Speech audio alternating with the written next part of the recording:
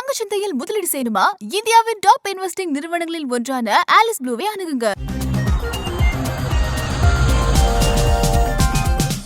நாணயம் விகடன் வாசகர்களுக்கு அன்பார்ந்த வணக்கங்கள். காலம் ரொம்ப மாறி போயிருக்கு இல்லையா? சினிமாவில் பொதுவாக வில்லிஸ் தான் போடுவாங்க அப்படின்னு சில ட்ரெஸ்ஸஸை பிராண்ட் பண்ணியிருப்போம். அந்த ட்ரெஸ்ஸஸ்லாம் இன்னைக்கு ஹீரோயின்ஸ் போடுறாங்க. சோஷியல் மீடியாவில் அலசப்படாத விஷயங்களே இல்லை, பேசப்படாத விஷயங்கள்லாம் இன்னைக்கு பேசிகிட்டு இருக்காங்க. ஏன் வளர்ந்த குழந்தைகள்கிட்ட drugs, politics, alcohol, third gender அதை பற்றிலாம் பேசுகிற மாடர்ன் பேரண்ட்ஸ் கூட பேச விரும்பாத ஒரு விஷயம் இருக்குது அப்படின்னா அது பணம், மணி மேனேஜ்மெண்ட்.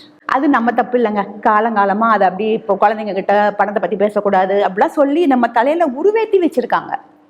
குழந்தைங்க கிட்ட பணம் பற்றி பேசணுன்னா அது பேராசையை உருவாக்கும், அண்ணன் தம்பி உறவை பிரிச்சிரும் அப்படிலாம் சொல்லுவாங்க.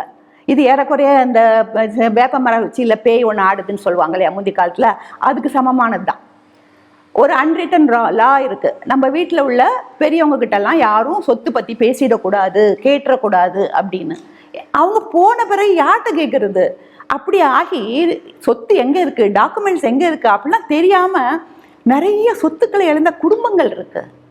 சில பேர் சொல்லுவாங்க, இல்லை குழந்தைங்களுக்கு நீங்கள் பணம் பற்றி பேசுனா அதோட உறவுகளோட மகிமை புரியாமல் போயிடும், அவசியம் புரியாமல் போயிடும் அப்படின்னு. ஏங்க தெரியாமல் தான் கேட்குறேன். குழந்தைங்களுக்கு ஒரு சாமி கும்பிட்ற பழக்கம் வரணும் அப்படின்னு சொல்லிட்டு நம்ம அவங்கள கோவிலுக்கு, சர்ச்சுக்கு, மாஸ்க்குக்கெல்லாம் கூட்டிகிட்டு போகிறோம். அதுக்காக அவங்களாம் மத தீவிரவாதி ஆயிடுவாங்களா என்ன? எல்லாமே நம்ம எப்போ பேச போகிறோம், எவ்வளவு பேச போகிறோம், எப்படி பேச போகிறோம் அப்படிங்கிறது தான் இருக்குது. சரி, வீட்டில் தான் அந்த கதைனா ஸ்கூலில் இன்னும் கொடுமை. எத்தனை சப்ஜெக்ட்ஸ் படித்தோம். இப்போ கூட ஏதோ ஒரு தியரம், ஏதோ A+B-A+, ஐயோ இப்போ ஞாபகம் வரலங்க. ஆனால் அந்த தியரம் உருப்போட்டிருக்கோமே என்னைக்காவது நம்ம லைஃப்பில் முக்கால்வாசி பேர் யூஸ் பண்ணுறதில்ல. கொஞ்சம் பேருக்கு வேணால் யூஸ் ஆகுதோ என்னமோ தெரியல. முக்கியமாக யூஸ் ஆகக்கூடிய ஒரு விஷயம் அது காம்பவுண்ட் இன்ட்ரெஸ்ட். அதை நம்மளுக்கு நல்ல காதை திருகி கதற சொல்லி கொடுத்தாங்க. ஆனால் சொல்லி கொடுத்தவங்க அதை நீ லைஃப்பில் அப்ளை பண்ணணும் அப்படின்னு சொல்லி கொடுத்தாங்களான்னா இல்லை. அதனால் நம்ம அந்த லைஃப்பில் அப்ளை பண்ண தெரியாமல் எவ்வளோ கஷ்டப்பட்டுருக்கோம். நம்மளும் இப்போ அப்ளை பண்ணியிருந்தோன்னா ராகேஷ் ஜுன்ஜுன்வாலா மாதிரி 100 ஏரோப்ளேனை ஒன்றா வாங்கி செட்டில் ஆகிருக்கலாம்ல. எல்லாத்துக்கும் மேலை நாடுகளை உதாரணம் காமிப்போம். மேலை நாடுகளில் 2008 மணி மேனேஜ்மெண்ட்டை 6ஆம் கிளாஸ்லேருந்து ஒரு பாடமாக வச்சுருக்காங்க. நம்ம ஸ்கூல்ஸில் என்ன பண்ணுறோம்? கேம்பிரிட்ஜ் யூனிவர்சிட்டியில் ஒரு ஆராய்ச்சி நடந்திருக்கு. அவங்க சொல்கிறாங்க குழந்தைங்களோட மணி ஹேபிட்ஸ் 7 வயசுக்குள்ளே ஃபார்ம் ஆகிடுமா. அதுக்கு அவங்களுக்கு ரோல் மாடலாக இருக்கிறது அவங்க பெற்றோர்கள் தான் அப்படின்னு சொல்கிறாங்க. நம்ம ஊர்லேயும் அஃப்கோர்ஸ் இதெல்லாம் அவங்க சொல்லி தான் நமக்கு தெரியணும்னு இல்லை, நம்ம வீட்லேயும் நம்ம ஒரு குழந்தைங்களுக்கு நல்ல பழக்கங்கள் கொண்டு வரோம். பட் அவங்க சொல்கிறாங்க பல் தேய்க்கிற மாதிரி, குளிக்கிற மாதிரி மணி மேனேஜ்மெண்ட்டையும் ஒரு பழக்கமாக கொண்டு வாங்க அப்படின்றாங்க.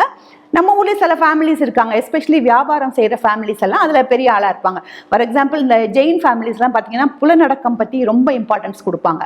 அந்த குழந்தைங்க கிட்ட போய் நம்ம இந்த பொருளை நீ வாங்கணுமா, இது உனக்கு ஆசையாக தேவையா அப்படிலாம் கேட்க வேண்டிய அவசியமே இருக்காது. அதே மாதிரி ஃபாரினில் சக்க போடுறவங்கெல்லாம் அநேகமாக குஜராத்திஸாக இருப்பாங்க, படிக்காதவங்களா கூட இருப்பாங்க. நம்ம ஊர்லேயும் நிறைய கம்யூனிட்டிஸ் இருக்குது. அந்த மாதிரி குழந்தைங்களுக்கு சொல்லி கொடுக்கணும் அப்படின்ற எண்ணம் கொண்ட கம்யூனிட்டிஸ் இருக்குது. நம்ம அப்பா அம்மா கூட வரவு 8 செலவு 10 இருந்த காலத்துலேயும் குடும்ப கப்பலை அழகாக ஓட்டிகிட்டு போனாங்க. என்ன ஒன்று, நம்மளுக்கு அந்த நெளிவு சுழிவெல்லாம் சொல்லி கொடுக்காம போயிட்டாங்க. அதனால் நம்ம எவ்வளோலாம் கஷ்டப்பட்டிருக்கோம். அம்மா அப்பா கஷ்டம் புரியாமல் கத்தி அழுது சண்டை போட்டு உறவை முறிச்சிருக்கோம். இல்லை ஒரு கஷ்ட காலம் வரும்போது தங்கத்தை அடமானம் விற்கணுமா அப்படிங்கிறதுலாம் புரியாமல் சேட்டு கடையில் நிறைய பணத்தை இழந்திருக்கோம். 6 நண்பன் கேட்டுட்டானே அப்படின்னு சொல்லிட்டு அவன் கடனுக்கு பிணையாக கையெழுத்தை போட்டுட்டு கட்டுவானா மாட்டானா அவன் பின்னால் பயந்தே செத்து அலைஞ்சிருக்கும். ஒரு சைக்கிள் கூட வாங்க முடியாத நிலைமையில போய் ஒரு கார் புக் பண்ணுறது, இல்லைன்னா ஒரு சிங்கிள் பெட்ரூம் ஃப்ளாட் வாங்கலாமான்னு நினச்சிட்டு போய் ஒரு 3 பெட்ரூம் ஃப்ளாட்டுக்கு அட்வான்ஸ் கொடுத்துட்டு வந்துடுறது. மாதிரிலாம் இதெல்லாம் FOMO, fear of missing out. அதெல்லாம் தெரியாமல் நம்ம எவ்வளவு தப்பு பண்ணியிருக்கோம், இன்னும் பண்ணிக்கிட்டு இருக்கோம். ஸோ இதெல்லாம் நம்ம சின்ன வயசுலேயே ஒரு 10 வயசுலேயே நமக்கு மணி மேனேஜ்மெண்ட் பற்றி தெரிஞ்சிருந்தா இந்த மிஸ்டேக்ஸ்லாம் நம்ம இன்னைக்கு பண்ணியிருக்க மாட்டோம். எங்கள் பாட்டி ஒரு பழமொழி சொல்லுவாங்க, அவன் உண்டு கெட்டான், இவன் உடுத்து கெட்டான், நம்ம தான் 2ம் பண்ணி கெட்டு போகிறோம் அப்படின்னு. முந்தி காலத்துல எல்லாம் அந்த குடும்பத்தில் சில அதிகமான செலவுகள்லாம் ஆகும்போது இந்த மாதிரி ஜாடமாடியா அவங்க சொல்லுவாங்க. அது கூட அந்த மாதிரி கூட்டு குடும்பம் இன்னைக்கு இல்லாததால குழந்தைகளை வழி நடத்துறதுக்கும் ஆள் இல்லை. இன்னைக்கு தேதியில் பணப்புழக்கம் எக்கச்சக்கமாக அதிகரிச்சிருக்கு. புழக்கம்தான் அதிகரிச்சிருக்கு, சேமிப்பு அதிகரிக்கலை. காரணம் கன்சியூமரிசம். நமக்கு அதிகரிச்சுட்டு வர்ற செலவு பழக்கம். ஃபார் எக்ஸாம்பிள் இப்போ ஒன்று கேட்குறேன் பாருங்க, எல்லார் வீட்லேயும் ஃபோனு, பைக்கு, காரு, டிவி, இந்த மாதிரி கன்சியூமர் ப்ராடக்ட்ஸ் இல்லாத வீடுகளே இல்லை. நல்ல விஷயங்க, வசதியாக வாழணும், அதுக்காக தான் இருக்கிறோம், தப்பே கிடையாது. சில வீடுகளில் பார்த்தீங்கன்னா 1க்கு 2 வச்சுருப்பாங்க. மாடியில் ஒரு டிவி, கீழே ஒரு டிவி, அவருக்கு வெளியே போகிறதுக்கு ஒரு பைக்கு, ஆஃபீஸ் போகிறதுக்கு ஒரு பைக்கு. இதுவும் ஒரு நல்ல விஷயம் தானே, வச்சுப்போம், வசதியாக இருக்காங்க, சந்தோஷம். ஆனால் இத்தனை பொருளையும் நம்ம காசை ஒழுங்காக சேர்த்து வாங்குறோமா இல்லை கடனில் இஎம்ஐயில் வாங்குறோமா அப்படிங்கிறது தான் கொஸ்டின். ஸோ நம்ம கடன் இஎம்ஐயில் வாங்கும்போது அந்த வலையில் நம்மளை அறியாமல் தவறி விழுந்துடுறோம். நம்ம எதுக்கு சேமித்து வாங்கணும்னு கேட்குறீங்களா? ஆமாம், கடன் கொடுக்க தான் பேங்க்ஸ் நிறுவனங்களும் போட்டுட்டு வராங்களே. இப்போ உங்களுக்கு கிரெடிட் ஸ்கோர் நல்லா இல்லைன்னா கூட உங்களுக்கு கடன் கொடுக்கறதுக்கு சைனாக்காரங்க நம்ம ஊரில் கடை போட்டிருக்காங்க. ஏன்னா உங்களால் கட்ட முடியாது, அதிக வட்டி உங்ககிட்ட வசூலிக்கலாம். நீங்கள் டிஃபால்ட் ஆனீங்கன்னா வட்டிக்கு வட்டி, அப்புறம் சார்ஜஸ், கட்டணங்கள் அப்படியெல்லாம் போட்டு உங்களை நல்லா தாளிக்கலாம். நீங்கள் 4 இடங்களுக்கு ஓடி ஆடி அலைஞ்சு கஷ்டப்பட்டு சேர்த்த பணத்தை உட்கார்ந்த இடத்துலேருந்தே அவங்க உறிஞ்சுவாங்க. நிறைய பேர் எதுக்காக பணத்தை கடன் கொடுக்குறாங்கன்னு புரிஞ்சுக்காம அந்த வலையில் விழுந்துட்டு வெளியே வர முடியாமல் தவிக்கிறாங்க. இதை விட ஒரு பெரிய கொடுமை என்ன அப்படின்னா, குழந்தைங்களை எப்படி பிரெயின் வாஷ் பண்ணுறது, எப்படி அவங்களுடைய ஆசைகளை தேவையாக மாற்றுறது அப்படின்னு ரூமில் ஒரு பெரிய மாநாடே போட்டு யோசிக்கிறாங்க இப்போ சைக்காலஜிஸ்ட் எல்லாம். எந்த கலரில் ஒரு பொம்மை பண்ணால் அந்த குழந்தை அதை அடம் பிடிச்சி கேட்கும், எந்த இடத்துல சூப்பர் மார்க்கெட்டில் ஒரு பொருளை நம்ம அடுக்கி வச்சோன்னா அந்த பாப்பா போகிற வழியில் பார்த்துட்டு கேட்கும், இந்த மாதிரியெல்லாம் ஆராய்ச்சி பண்ணி பெரிய பெரிய நிறுவனங்கள்லாம் தங்களுடைய ப்ராஃபிட்டை அதிகப்படுத்த பார்க்குறாங்க. இன்னும் ஆன்லைனில் பார்த்தீங்கன்னா டீனேஜ் குழந்தைங்களை ஃபோக்கஸ் எல்லாம் கலைச்சு அவங்கள மைண்டை மாற்றுறதுக்கு நிறைய கேமிங் ஆப்ஸ் இருக்குது. அதெல்லாம் அரசு அப்ரூவலோட ஜாம் நடக்குது.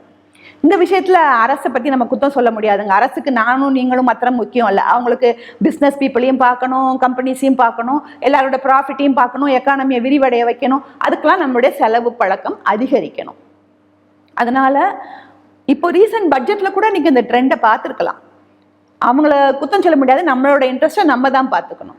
ஸோ கம்பெனிகளும் அரசும் தெரிஞ்சோ தெரியாமலோ உண்டாக்குற படுகுழிகள்லேருந்து நம்ம குழந்தைங்க விழாமல் தப்பிச்சு நல்லபடியான ஒரு வாழ்க்கை வாழணும்னா அதுக்கு வெறுமனை படித்தா பத்தாது. வர்ற பணத்தை பத்திரமா சேமித்து வச்சு எப்படி கடைசி வரைக்கும் மேனேஜ் பண்ணணும் அப்படிங்கிற ஒரு ஃபினான்ஷியல் நாலேஜும் அவங்களுக்கு கண்டிப்பாக வேணும். ஒரு சமைக்கிற மாதிரி இல்லை ஒரு வேலைக்கு போகிற மாதிரி இதுவும் ஒரு லைஃப் ஸ்கில். அந்த லைஃப் ஸ்கில்லை குழந்தைங்களுக்கு கொடுக்க வேண்டியது பெற்றோரான நம்ம கடமை. ஸோ எக்ஸ்பர்ட்ஸ்லாம் என்ன சொல்கிறாங்கன்னா, ஒரு 5 ஏரியாவில் மாத்திரம் அவங்க பிள்ளைங்களை நீங்கள் நல்லா ட்ரெயின் பண்ணுங்க அப்படின்றாங்க. அப்படி அவங்க சொல்லக்கூடிய 5 ஏரியா என்னன்னு பார்த்தோம்னா, முதல்ல ஹார்ட் ஒர்க்குக்கும் மணி மேனேஜ்மெண்ட்டுக்கும் என்ன சம்பந்தம்னு நினைக்காதீங்க.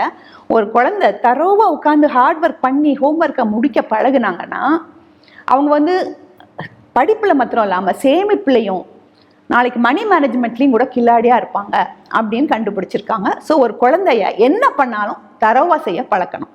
2வது வர்றது சேமிப்பு. ஒரு பொம்மையை பார்த்த உடனே ஆசைப்பட்டு எனக்கு இன்றைக்கே வேணும் அப்படியெல்லாம் வாங்க முடியாது. நம்ம இன்றைக்கி வேணும்னு நினச்சோம்னா அதுக்கு ஒழுங்காக பிளான் பண்ணி சேமித்து மாதம் ஓரளவு பைசாவை எடுத்து தூர வச்சு அப்புறம் தான் வாங்க முடியும் அப்படிங்கிறத அந்த குழந்தைக்கு நிதர்சனமாக நம்ம காமிக்கணும். 3வது கடன் வலையில விழக்கூடாது அப்படிங்கிறது. அப்போ நம்ம கையில் எவ்வளோ இருக்கோ அதுக்குள்ளே தான் செலவழிக்கணும். இன்றைக்கி உன் கையில் 10 ரூபாய் இருக்கா, அந்த 10 ரூபாய்க்கு வேணுங்கிற சாக்லேட் மாத்திரம் வாங்கிக்கோ. 50 ரூபாய் சாக்லேட்டுக்கு நீ பணம் சேர்த்து வச்சு தான் வாங்கணும். அம்மா அப்பா கிட்ட கேட்டு வாங்குறதெல்லாம் சரி கிடையாது அப்படிங்கிறதையும் நம்ம கண்டிப்பாக புரிய வைக்கணும் அவங்களுக்கு. 4வது வர்றது செலவுங்கிறது லைஃப்பில் தவிர்க்கவே முடியாத ஒரு அங்கம். அதை எப்படி ஸ்மார்ட்டாக பண்ணுறது, எப்படி கில்ட் ஃப்ரீயாக பண்ணுறது அப்படிங்கிறத அவங்களுக்கு நம்ம சொல்லி கொடுக்கணும்.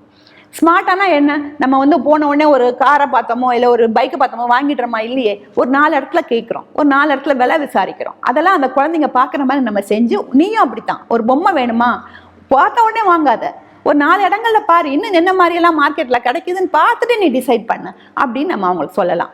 கடைசியாக வர்றது இன்வெஸ்ட்மெண்ட்ஸ். இது கொஞ்சம் ட்ரிக்கி ஏரியா, இதை பற்றி நம்ம ரொம்ப பேச முடியாது.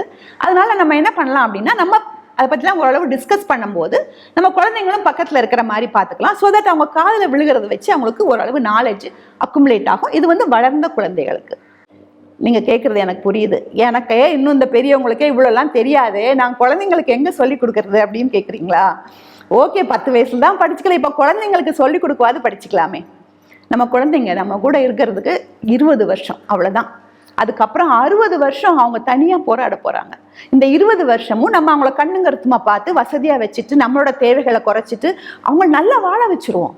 அப்புறம் உள்ள 60 வருஷம் அவங்க நல்லா வாழ்ந்து ஒரு பொறுப்புள்ள மனுஷனா, ஒரு மனிதாபிமானம் உள்ள ஒரு பெண்ணா, ஒரு நல்லபடியா வாழணும் அப்படின்னா அவங்களுக்கு முக்கியமான ஸ்கில் தேவை, லைஃப் ஸ்கில், மணி மேனேஜ்மெண்ட். அதை கொடுக்க வேண்டியது பெற்றோரான நம்மளோட கடமை. இந்த இடத்துல முக்கியமா இன்னொரு விஷயம் சொல்லணும். நிறைய வீடுகளை பண்ற தப்பு என்ன அப்படின்னா, பையங்களுக்கு மாத்திரம் சொல்லி கொடுத்துட்டு பெண் பிள்ளைகளை ஒதுக்கிடுவாங்க. பொம்பளை பிள்ளை தானே, அவளுக்கு இதெல்லாம் எதுக்கு சொல்லணும், அவளை எங்க கூட்டிட்டு போறதெல்லாம் சொல்லி கொடுக்கறதுக்கு அப்படின்னு நினைப்பாங்க. இல்லை, இன்னைக்கு பெண்கள் நல்லா படிக்கிறாங்க, நல்ல வேலை பார்க்குறாங்க, நல்லா சம்பாதிக்கிறாங்க, வீட்டு செலவில் பங்கெடுத்துக்கிறாங்க. சில குடும்பங்களில் தனியாக நின்று அத்தனை பாரத்தையும் சுமக்கிற அளவுக்கு கூட இருக்காங்க. ஸோ ஒரு பையனுக்கு எவ்வளோ இம்பார்ட்டண்ட்டோ மணி மேனேஜ்மெண்ட், ஒரு பொண்ணுக்கும் அதே அளவு இம்பார்ட்டண்ட்டுங்கிறத புரிஞ்சுட்டு இந்த ஃபினான்ஷியல் லிட்ரஸியை 2 ஜெண்டருக்கும் நம்ம கொடுக்கணும். இது முதல்ல சொன்ன மாதிரி ஒரு 7 வயசுலேயே நம்ம சொல்லி கொடுக்கணும்னு சொல்கிறீங்களே, ஐயோ என் பசங்களாம் வளர்ந்துட்டாங்களே அப்படின்னு டென்ஷன் ஆக வேண்டாம். பெட்டர் லேட் தென் நெவர்.